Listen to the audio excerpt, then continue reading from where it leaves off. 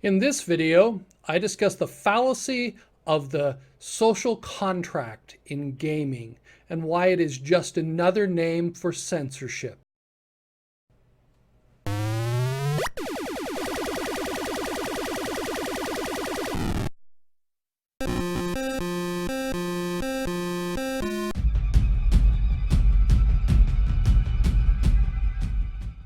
I've had several discussions with people, and I've heard podcasts about how there's an implied social contract between the game master, dungeon master, and the players, and between the players, and all this.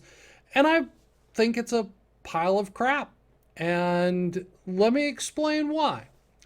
Because if you understand where social contract theory came from, it's an outgrowth of trying to explain why it's okay for governments to tax people and so on, rather than looking at integrity and morals and ethics. It says that there's an implied contract whenever we have some sort of social interaction. And that's crap, because there is no implied contract. If I run into someone, I don't have an implied contract. I have a responsibility to myself to act with integrity, to act with regard to myself and others, to be honest, not because I have a contract with them, but because it's a matter of personal integrity. See, the social contract theory takes away the concept of personal responsibility, and it's just a form of censorship. I listened to this part of this podcast from the Sharkbone Podcast and was just disgusted because they go, oh, these players came and they didn't have hygiene, they didn't share. That's fine. What happens is, why didn't you mention it to them? Are you so timid that you're afraid to mention issues with someone else? They talk about, I've gamed at various people's places that I sort of cringe to go to. And sometimes it's because the food that they offer I don't care for. I make no bones about it. I am a omnivore with carnivore tendencies. I like lots of things, and I enjoy meat. Let's be honest. I like a good steak. I like shrimp. I like lobster. I like fish. I like chicken. Those things I enjoy. And I understand some of you may be vegetarians or vegan or whatever and think that it's terrible that I eat that. That's fine. Understand this is my personal choice, and it's my responsibility to take care of myself with regard to that. And as long as I don't offend you, if that's my personal responsibility, is that I shouldn't offend someone else by bringing over, say I bring over a pizza with pepperoni on it. Well, okay, that could offend a variety of different groups because it's mixing meat with dairy, and it's also if the pepperoni is made from pork and things like that. So you have all these interesting challenges that you could offend someone easily, and I go, it's my responsibility to do that. If I go to somebody's house, and I have, and their house was being overrun by cockroaches. That was, shall we say, I never ate there again, and I sort of cringed about that, and I was very careful when I came back. I once had my apartment sort of invaded by cockroaches because something was brought into my house that had them in it, and then I took a lot of effort to get rid of them. But I managed to do that. But I understand, so if you live in an apartment complex, some apartment complexes are just overrun with cockroaches, and if you live there, there's almost no choice. You can, if you fumigate, they just move to another apartment and then come back. So that may be a problem, and you have to be willing to either put up with it or say, let's go someplace else or do something else. So I've had players who had, shall we say, hygiene problems. And, maybe you should mention to them, hey, you're a little odoriferous right now. Or, if you're gaming, put a character like that in the game and let them think about themselves. But I don't like this concept of censoring, because you have, lines and veils and X cards. That's just censorship. That's all it is. It's because why should you do, one of the principles that we have in the United States is that there's no prior censorship. You can't stop someone from publishing something. You can, he says in essence that you shouldn't stop them before they publish it. You can sue them and various things like that, but you can't stop them from publishing. You can ask them, and then it's a matter of integrity and opportunity. And we know that the press in the United States has done various things like that. But if you take a look at some of the other things that have been attempted to be censored, I'm going to put some interesting links.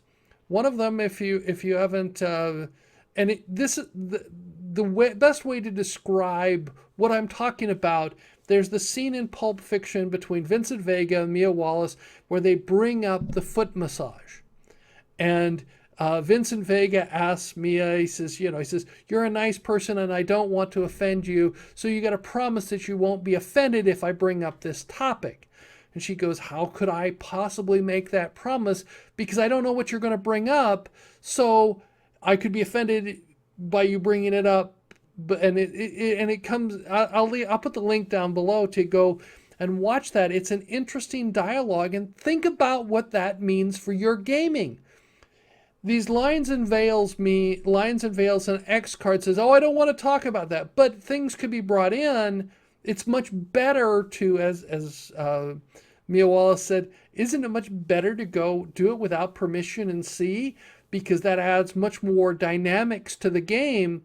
So I highly suggest you take that approach rather than that. And are your players so terrified to say, I don't like that in the game? If somebody is torturing, you capture something and torture someone, isn't it more interesting to have that discussion in the game rather than say, oh no, we can't have torture in our game because we just can't, our players can't do that? And I'm going, no, I would rather have you role play that, because that adds more interest to the game rather than do things like that. And then prohibit it at the start, because it's just a form of censorship. If the party and the group agrees that we don't want to do that, that's fine. But now you've come to that consensus, then not this long, this problem I have with this implied social contract and the lines and veils, and I just throw this card and we have to stop, throw an X card down and we have to stop all discussion about that. And I go, hey, I write it, I want to remove a red on an X card. I don't want to discuss gold. Okay, so there's no treasure. I can't go, if I go into a tavern and I throw the X card, we have to stop the discussion. A person could be that way, and you see this with the discussion about the fainting couch feminists. I actually watched that and looked that up. That's an interesting video. But the fainting couch feminists they're just terrified of things, that they have to have a safe room. So if you're such a fainting flower, you're such a fragile snowflake, I don't want a game with you. I want somebody who's there. The reason, I'll mention this one, I put the link into it, there's a movie called Gunner's Palace. And take a look at the trailer to this. This is an interesting film, and this is an example of why I'm so opposed to the concept of censorship. This film, I saw this film when it came out and was on HBO. And it's a fascinating film. Just see, it's a documentary. When it was submitted to the MPAA, it initially got an NC-17 rating. It's one of the few films that, when they appealed, that the MCAA dropped the rating to R, because it's a documentary. It's live footage. It's how people talk. If you've been in the military, you know some of this is real life. This is the way people talk. This is the way people act in real life, and I highly recommend it. And the film, there was a film called "This Film Is Not Yet Rated," which is a analysis of it's another documentary about the MPAA, and I'll put the link in there. But what happens is that you want to think about what you're doing. You're censoring interesting discussions because we can't offend someone. And I go, that's crap. I would use stronger language, but I try and not to. In personal life, I am known for having a vocabulary. I was in the service, so I picked up some vocabulary, and I can cuss. And I try not to do that because to me, the only time you do that is when you're angry and when you don't have a large enough vocabulary. Because there's interesting ways to say things in vocabulary. Because this whole concept of social contract, from a personal experience, I mean, think of this would have been deadly in some of the jobs I've had. This concept of social contract, that we can't talk about it, topics that that are difficult. Personal background, I worked for a company for a long period of time that did what was called publishing services, and we won a contract to prepare some medical journals for submission to put them on the web. They were print journals, and this is years ago. Today, most of that stuff is done in-house by the publishing firms, but at this time, we won a contract for a journal of gynecology and a journal of urology, and we didn't realize what was going to happen. And so you might want to turn off now if you're easily offended, because I'm just going to use some medical terms and some things like that, and if you know what they are, then you'll understand. We had to prepare an article on how to correctly do an episiotomy. And episiotomy is something that happens to a woman when she gives birth, and the doctor makes an incision to assist getting the child out of the birth canal. Now that's technical, but that can cause some people to squirm a bit. Well, what happened was this article was filled with full color photos, and we had to process that. And the idea, and this is in a work setting that we had to do this. So we're going through dealing with that. What we had to do was we decided that we would move we had a big monitor that they were preparing the artwork. We moved that so that wasn't facing the center of the room, and because it was, there were things that you just didn't want to see. And along those lines, because of my background, we also did a bunch of things that were really kind of rough.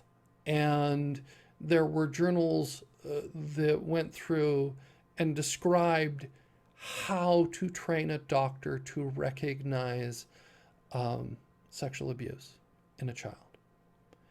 And there were photos. And so in a work setting, we had to go through and deal with this. And this has got to trigger anyone. I mean, it's rough. This is the job that we did, and we did a good job of it. But what happens is that if you can do that in a work setting, you can do anything in gaming. I mean, I don't want to get into the stuff we had, that there were some really rough ones, there was a book of autopsy photos showing sexual abuse, which just caused nightmares, and people who were working with this stuff had to take breaks to go away because it was just it hurt so bad to see this stuff.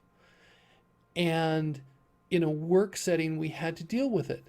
And I'm going, we didn't censor it. And it's important that it got out there. It was important to be discussed. And if you're easily triggered by things like that, you can't work in some industries. I mean, can you imagine going to, if you're working in an emergency room? I remember when I was going to school and we had one of the guys came in and that's what he did. He worked in the emergency room, and he says to make the class, he had to run. There had been a big fender bender, and he came to class, and there was blood on his on his scrubs. He hadn't had a chance to change because he wanted to get to class, and he apologized to class saying, look, this is what is there. But I don't want to. There are things that happen in emergency rooms. I have had taken people to the emergency room and so on, and I don't want to know some of those things, but they happen in real life. And in gaming, we think about what adds color, what adds interest, what happens. So why shy away from this? Because it happens. If somebody rolls, says, I want to cut someone's head off. This has happened in numerous games. I aim for their head with an axe. That's what they said. They want to do a called shot. Now, do I prohibit that? Do I go on? And he says, oh no, and I said, then I go over and grab the head. And if you brings up the interesting discussion about the unbeheaded king. I can't even remember the name of the author. It's a fun story about where it was a kingdom, and that they would appoint a king who had, there were only a couple of things he couldn't do. One was change the laws about how a new king was selected. And you were a king for a year, and at the end of the year, they cut your head off. And what they would do is that they would throw the king was supposed to let his hair grow long for a year, so that the axeman would then take the head and swing it around and throw it out into the crowd. And the person who caught or got the head became the king for the next year. That's a science fiction fantasy story. So what happens is that you take a look at the way things happen in gaming, that there's a called shot. I cut off his head. And then I had one player who was collecting heads. And it sort of got humorous because, we killed a bunch of insects, giant ants. Oh, well, I cut off their heads and take them along. And you're going, okay, he's got a collection of heads, including animals and various things like that. And, I kill some orcs, and we fight some bandits, and we collect their heads, and so on. Do you want to prohibit your characters from doing that? Or do you just want to go on? Or if it does offend you, mention it. Maybe you want to tone that down a bit because it's offending I don't like that. So have the integrity to yourself, but also if someone is doing something, speak up. It's like the thing that totally irritated me about this Sharkbone podcast is they didn't have the guts to come in and say somebody was doing something wrong. So someone was not sharing, was being discourteous, or something like that, and you don't have the guts to stand up in a social setting or take somebody aside and say, I don't like that. And they go, we should be the social contract. That's just shirking your own personal responsibility and not being an adult. Being able to take your own issues to the person and saying it's the responsibility of the group. That's expletive deleted. But what happens is that I say that act with integrity and be willing to confront someone. If they're doing something wrong or they're doing something you don't like, mention it. Or take them aside and mention it. That I don't like that. I don't want that in there. And then you can have an open discussion about what you have. But this whole thing censoring beforehand, I think is crap. So that's why I say this whole social contract theory is liberal. I'll put a link. There's an interesting link called Breaking the Social Contract. and why it's there. And I reject the concept that there is a social contract. And that's when I found that I'm not an expert in philosophy.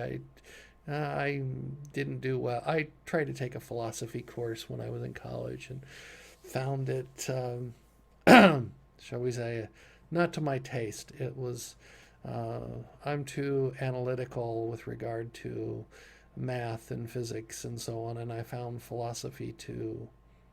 It's personal preference. I won't go into that, but it's I dropped the course. But so I think that let's do away with this concept of social contract and act with responsibility and integrity instead.